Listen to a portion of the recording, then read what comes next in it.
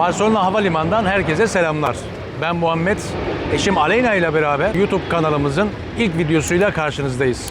Şu an Barcelona Havalimanı'ndayız. Barcelona Havalimanı'ndan merkeze hangi araçlarla geçiş yapabilirsiniz? Nasıl ulaşım sağlayabilirsiniz? Hangisi sizler için daha iyi? Bunları aktaracağız. Şimdi Barcelona Havalimanı kendi içerisinde iki farklı terminale ayrılmaktadır. Terminal 1 ve Terminal 2. İkisinin farkı da nedir?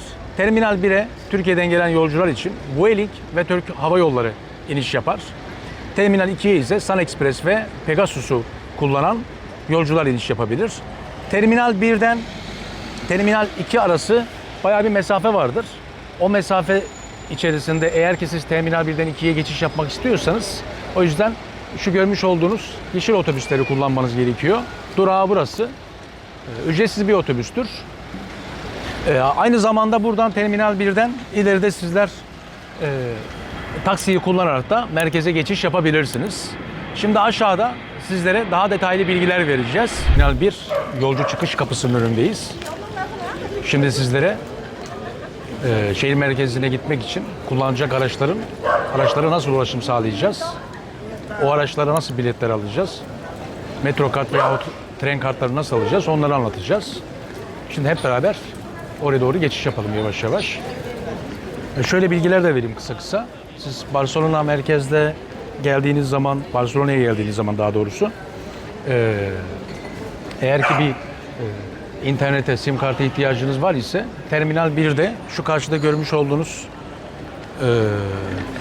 dükkandan, mağazadan siz o kartı alabilirsiniz. Pasaportunuz ve en düşük ücreti 10 euro olan bir sim karta sahip olabilirsiniz.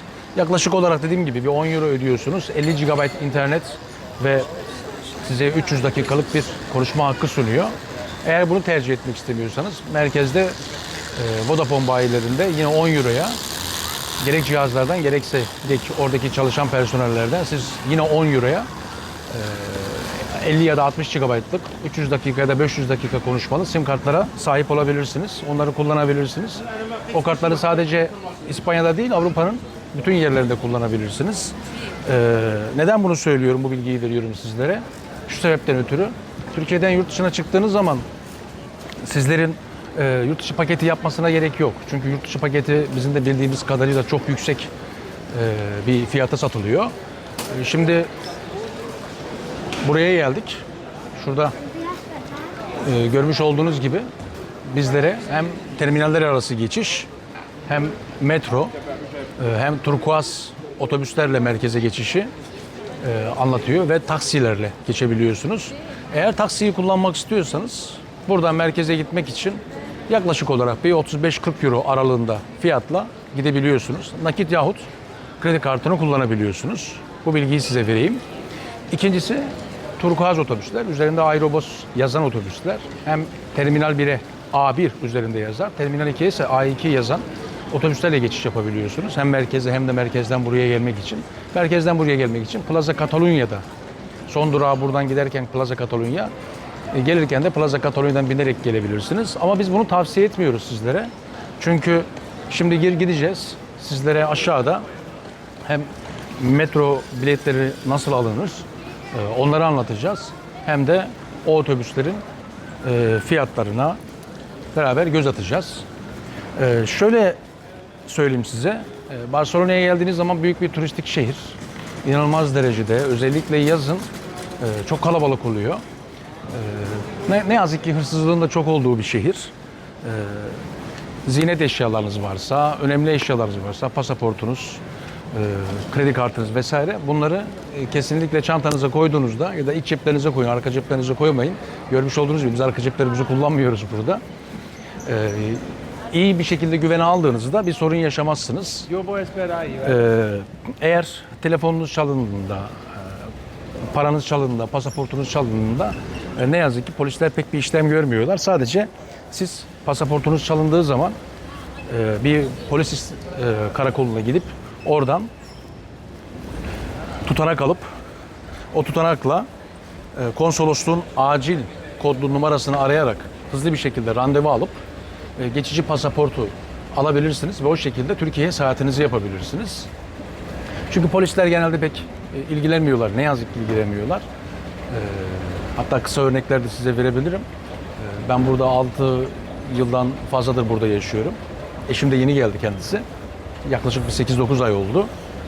Ben burada hem rehberlik yapıyorum, hem organizasyon işi yapıyorum, hem de çevirmenlik de yapabiliyorum. Türkiye'den gelen firmalara, Türkiye'den gelen turistik gruplara vesaire. Burada çok karşılaştım. Ne yazık ki çoğunun eşyaları çalındı. Eşyaları çalındığı için ise biz hiçbir şey yapamadık.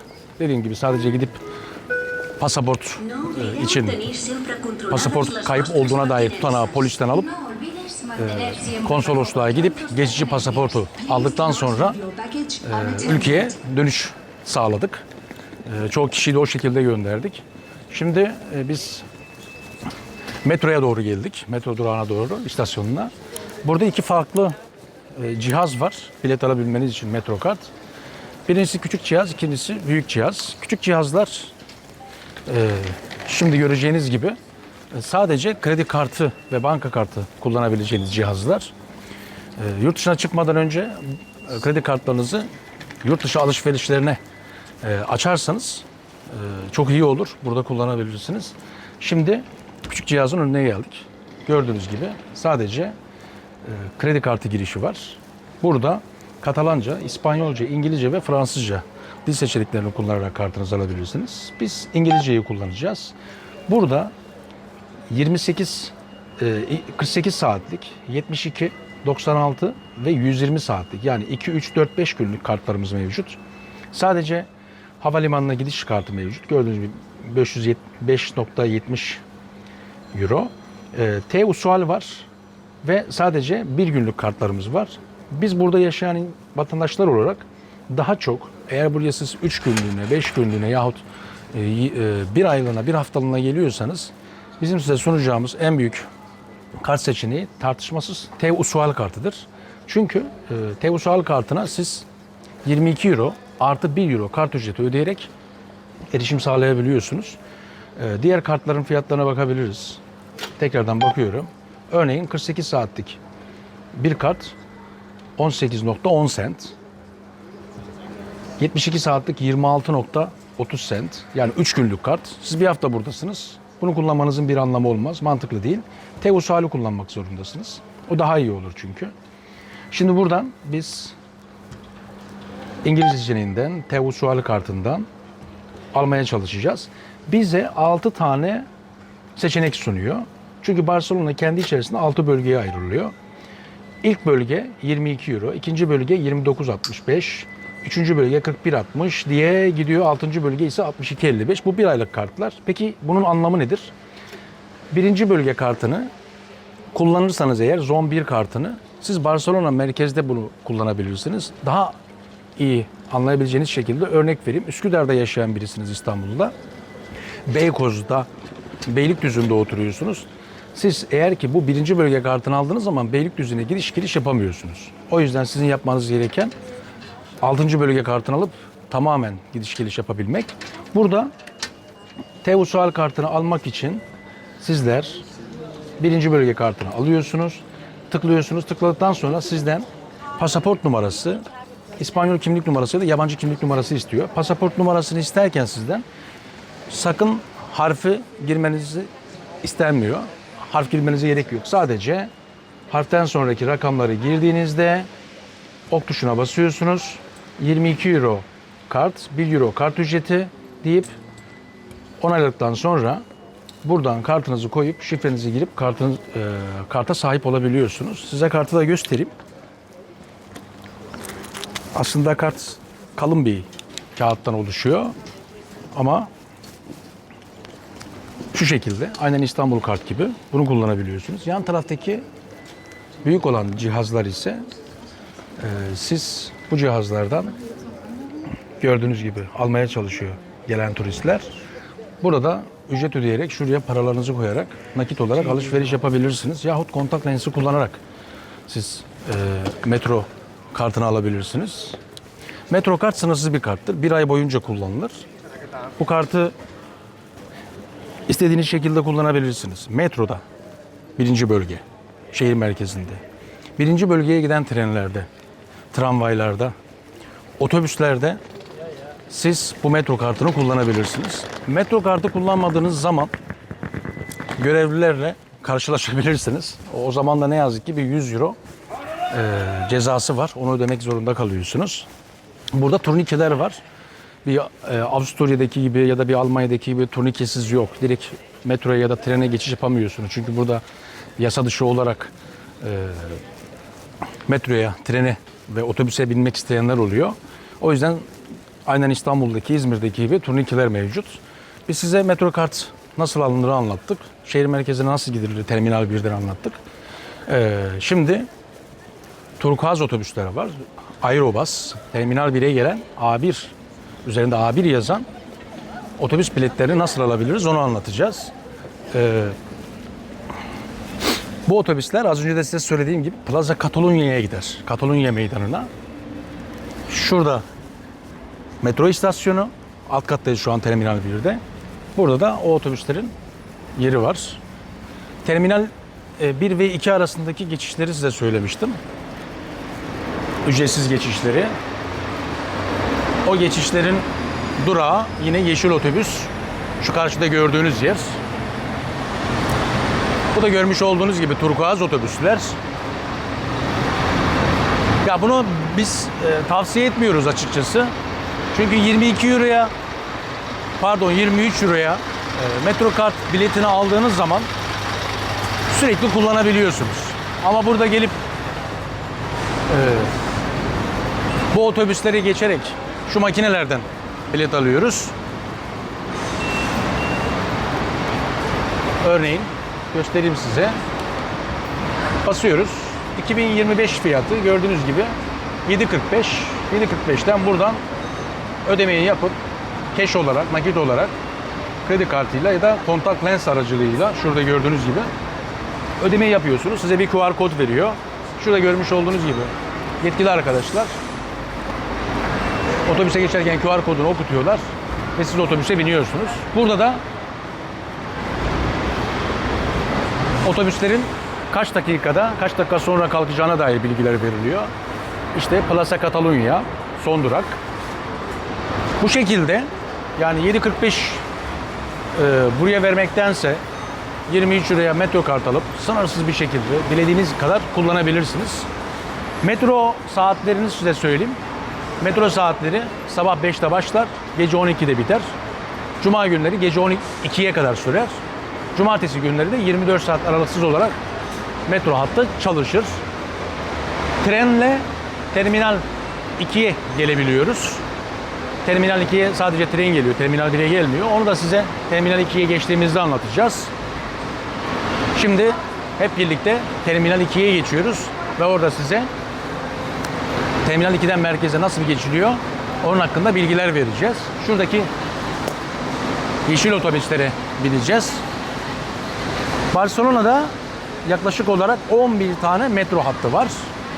İspanyolca linea, Katalanca'da linea hat anlamına gelen baş harfleri L ile başlar. L1, L2, L3 ve L11'e kadar giden metro hatları vardır. Bunların hepsinin de farklı renklere ayrılmıştır.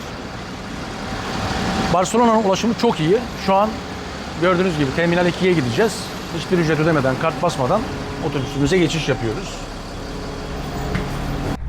Terminaller arası yolculuğun ardından şu anda Terminal 2'deyiz. Pegasus'un ve Sun Express'in kullanmış olduğu terminaldeyiz. Buradan merkeze geçişi sizlere anlatacağız. Şu anda A binasının önündeyiz. A binası yolcuların çıkış yaptığı bina. Yolcuların oradan çıkış yaptıktan sonra bu yoldan devam edip içeri girip yürüyen merdivenlerden tüneli geçerek şu karşıdaki tren ve metro istasyonunun olduğu binaya doğru gidebilirler. Oradan da şehir merkezine ulaşım sağlayabilirsiniz. Şimdi içeri gireceğiz ve içeriden tren ve metro hatlarının olduğu istasyona doğru hareket edeceğiz.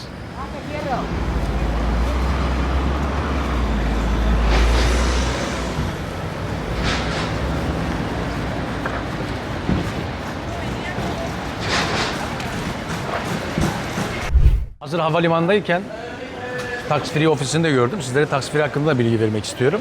Şimdi eğer Tax Free işlemi yapacaksanız birincisi yaş çok önemli. 18 yaşından küçükler Tax Free işlemi yapamaz. Para geri iadesi alamaz, vergi iadesi. O yüzden 18 yaş üstü olmanız gerekiyor. Alışverişlerinizi yaptıktan sonra normal fişinizin yanına size kasada bir Tax Free fişi de verirler. Ticket'ı. Siz bu ticket'la birlikte havalimanına gelip önce şu karşıda birazdan size göstereceğim verilen Tax Free ticket'larının, fişlerinin üzerindeki seri numaralarını buraya okutmanız gerekiyor. Burada dil seçenekleri mevcut. İspanyolca, İngilizce, Portekizce, Fransızca. İngilizceye basıyoruz. Start diyoruz. Buradan şu alttan biz fişimizin seri numarasını okutuyoruz. Okuduktan sonra bir yeşil tik işareti çıkacak. Eğer daha fazlası varsa o daha fazlasını buradan okutabilirsiniz. Okutma işlemini yaptıktan sonra oradaki az önce görmüş olduğunuz o Tax Free ofisinden geri iadenizi alabilirsiniz. Geri iade iki türlü oluyor. Birincisi nakit, ikincisi kredi kartına.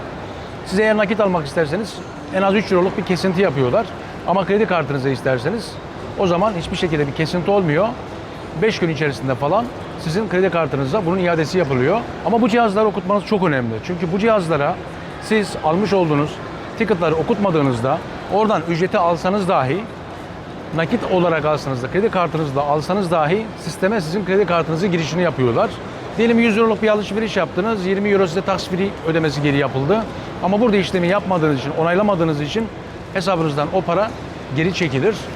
Şimdi buradan yavaş bir şekilde metro ve trenlerin olduğu yere geçeceğiz. Tüneli kullanacağız.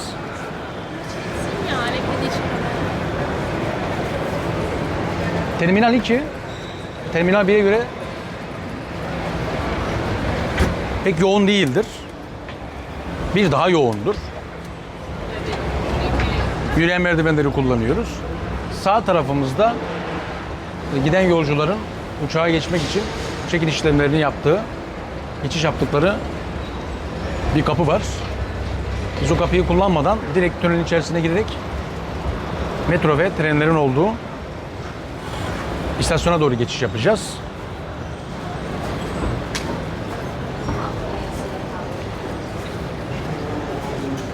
Şurada gördüğünüz gibi buradan uçaklara geçiş yapıyorsunuz. Bu kapıdan ise tünele girip tren ve metroya geçiş yapıyorsunuz. Biz tren kullanmanızı tavsiye ediyoruz. Çünkü trenle yarım saatlik bir yolculuğun ardından Barcelona merkezde olabiliyorsunuz. Metroyu buradan kullandığınız zaman çok fazla duraklardan geçiyor. O yüzden neredeyse bir 40-45 dakikayı falan bulabiliyor. Tren daha uygun. Yine buradan da şeyi kullanabiliyorsunuz, taksiyi kullanabiliyorsunuz. Az önce söylediğim gibi 35-40 euro bandında bir fiyatla merkeze geçiş yapıyorsunuz. Şimdi biz metroyu ve treni kullanarak merkeze geçiş yapacağız. İki de metro ve tren istasyonunun olduğu noktadayız. Biz treni kullanacağız. Evimize daha yakın olduğu için siz dilerseniz gideceğiniz yöne göre, yöne bağlı olarak metroyu kullanabilirsiniz. Biz şimdi treni kullanarak şehir merkezine Plaza Catalunya'ya doğru hareket ediyoruz. Bu elimizde görmüş olduğumuz kartları kullanarak geçiş yapacağız.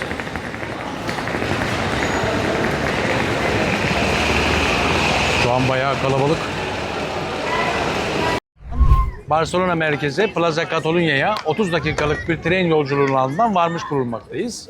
Arkamızda görmüş olduğunuz Passeig de Gracia Caddesi'nde trenden indikten sonra 5 dakikalık bir yürüyüşle sizler de varmış olursunuz. Bugün Barcelona'da Ulaşım adlı videomuzun sonuna geldik. Bundan sonraki videolarımız İspanya ve Barcelona başta olmak üzere diğer illeri, şehirleri de gezerek sizlerin karşısında çeşitli içeriklerle var olacağız. Bunlarla sınırlı kalmayacağız. Barcelona'da ulaşım, yemek, kültür, ekonomi, festivaller, oturum alma, vize alma, kiralama gibi aklınıza gelebilecek bütün içeriklerle sizlerin karşısında olacağız. Videomuzu beğenmeyi, yorum yapmayı, kanalımıza abone olmayı unutmayın. Hoşça kalın.